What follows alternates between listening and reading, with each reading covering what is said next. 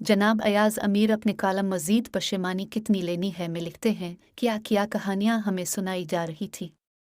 Punjab assembly तहलील नहीं होगी, चौधरी परवेज़ इलाही ऐसा कभी नहीं करेंगे।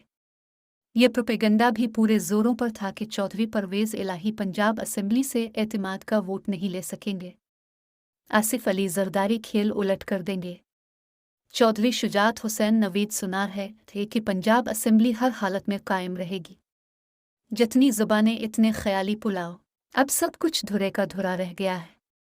राना सनाउल्लाह और मरहूम सदर रफ़ीक तारड़ के होनहार पोते अता तारड़ पंजाब असेंबली की मेहमानों की गैलरी में ऐसे घूरे जा रहे थे जैसे वो नज़र डालेंगे और पंजाब असेंबली के मेंबरान घायल होते जाएंगे। लेकिन जूं जूं रात गुजरी चेहरे लटकने लगे, क्योंकि पता चल गया था कि खेल हाथ से जा चुका है। खेल ने हाथ से जाना किया था, नून लीगियों के हाथों में खेल आया कब था। सब कुछ ज़बानी जमा खर्च था। पशेमानी अब इतनी है कि छपाई नहीं जा रही, क्योंकि बात अब पंजाब असेंबली से आगे जा चुकी है। इंतखाबात की राह में कितनी देर बंद बांधने की कोशिश जारी रहेगी। पंजाब असेंबली की तहलील उनसे रुक ना सकी। क्या इंतखाबात की राह रोक सकेंगे?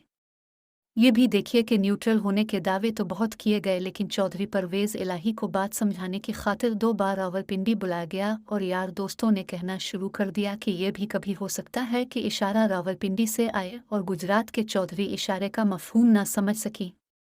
लेकिन नई तारीख रकम हो रही है और चौधरी परवेज़ इलाही ने अपनी तवील सियासत का एक नया बाब शुरू किया है, जिसमें बड़ा हाथ उनके बेटे मोनस इलाही का है। सियानों का कमाल देखिए कि चौधरी परवेज़ इलाही की फैमिली को नो फ्लाई लिस्ट पर डाल दिया गया और मोनस इलाही के एक करीबी दोस्त को उठा लिया गया, और जैसे कहा जा रहा है दौरान गैर कानूनी हिरासत उन पर ज़्यादती भी की गई। कौन समझाए हमारे अक्लमंदों को कि ऐसे हरबों का वक्त जा चुका है। जो तरकीबें पहले बार आवर साबित होती थीं अब बेकार होती जा रही हैं। सियासी माहौल बदल चुका है, हालात बदल चुके हैं। पिछले महीनों में जिस अंदाज से हमारे प्रधानों और अक्लमंदों को ललकारा गया, जो बातें उन्हें कही गईं, पहले कभी ऐसा हुआ था। और ये जो चौधरी परवेज़ इलाही ने स्टैंड लिया है, ये तीसरी बार है कि अक्लमंदों को मुनकी खाना पड़ी है। पहला मौका वो था जब पंजाब में ज़िमनी इंतखाबात हुए। हमारे कई प्रधान जो कहानियां अंदरून खाना सुन के आते, वही बड़े यकीन से टीवी स्क्रीन पर आकर उगलते रहते। ज़िमनी इंतखाबात के बारे में तो यहाँ तक कहा गया कि 12 सीटें तो नून लीग ने लेनी ही हैं, गिनती इसके बाद की शुरू करें। शाम को जब नताइज आना शुरू हुए तो उन प्रधानों को समझ नहीं आ रही थी कि मुंह कहाँ छुपाएं। पशेमानी का दूसरा मरका तब दरपेश हुआ जब कौमी असेंबली के 8-9 हलकों में ज़िमनी इंतखाबात मुनक्किद हुए और तमाम हलकों में इमरान खान खड़ा हुआ। वो मैदान भी खान ने मारा और अगले तकते रहे। अब ये तीसरा पशेमानी का मौका है। कितने हरबे इस्तेमाल किए पंजाब असेंबली को तहलील होने से रोकने के लिए, तमाम नाकाम हुए और अब तो खैबर पख्तूनख्वा असेंबली भी तहलील हो रही है। कहाँ भागेंगे, कहाँ छपेंगे। होना वही था जो हो गया है, लेकिन उगलों ने भी किस्म खा रखी थी कि प्याज़ों का जायका चखना है और छितरोल के मज़े भी। कोई बताए तो सही कि जिनको तमाशा लगाने इस्लामाबाद में बिठाया गया है उनके प्ले कुछ रह गया है, और जो सारे ड्रामे के असल मुहर्रिक हैं उनके प्ले भी कुछ रह गया है। बात कॉमन सेंस की है, लेकिन कॉमन सेंस नामी चीज़ यहाँ से मुकम्मल गायब हो चुकी है। देखना तो चाहिए था तेल को और तेल की धार को, यानी ड्रामा रचाने वाले एक तरफ खड़े हैं और अवाम की वाज़े अक्सरियत दूसरी तरफ है। मुस्तक़बिल में क्या होता है हम कुछ नहीं कह सकते। पाकिस्तान का क्या बनता है ये आगे की बातें हैं। फ़िलहाल तो सनद याफ्ता बेवकूफ़ भी समझ चुके हैं कि अवाम कहाँ खड़े हैं और अवाम क्या चाहते हैं। इलेक्शन होंगे तो एक ही बगल बजेगा, तबले की थाप एक ही किस्म की होगी। ये उनकी खाम ख्याली है कि जो होने वाला है वो रोका जा सकता है, लेकिन लगे हुए हैं कि कोई हरबा काम आए। जब चौधरी परवेज़ इलाही जैसे आदमी ने आपकी बात नहीं मानी तो इससे आपको कोई इंदिया नहीं मिलता कि हालात अक्सर बदल चुके हैं और हालात जो भी हों कम अज़ कम आपके हाथ में नहीं रहे। जो खूबसूरत बात हुई है वो ये है कि चौधरी परवेज़ इलाही ने कोई पेशगी शर्त नहीं रखी, जो किया डंके की चोट पर किया और बग़ैर तामुल के किया।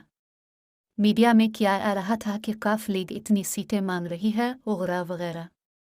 जिस अंदाज से ये सब कुछ हुआ, चौधरी परवेज़ इलाही का कद काठ जो पहले भी कम न था, मज़ीद बड़ा है, रिवायती सियासतदान कहलाए जाते थे, अपना एक मखसूस अंदाज था जिसमें रहकर सियासत करते थे। अब जो हुआ है इससे वो पुराना अंदाज तब्दील हो गया है। कमज़ोरी दिखाते या बेजा मसलहत का शिकार होते तो वही पुरानी सियासत रहनी थी, लेकिन वो साबित कदम रहे और इस अंदाज से कि पुराने ताने जो उनकी सियासत को दिए जाते थे अब ना दिए जा सकेंगे। जहाँ तक अक्लमंदों का सवाल है, उन्होंने नहीं बदलना। देखिए क्या खेल कराची में जारी है। MQM के धड़ों को फिर से इकट्ठा किया जा रहा है। MQM की शायद किस्मत ही ये है कि अक्लमंदों ने इसे इस्तेमाल करना है।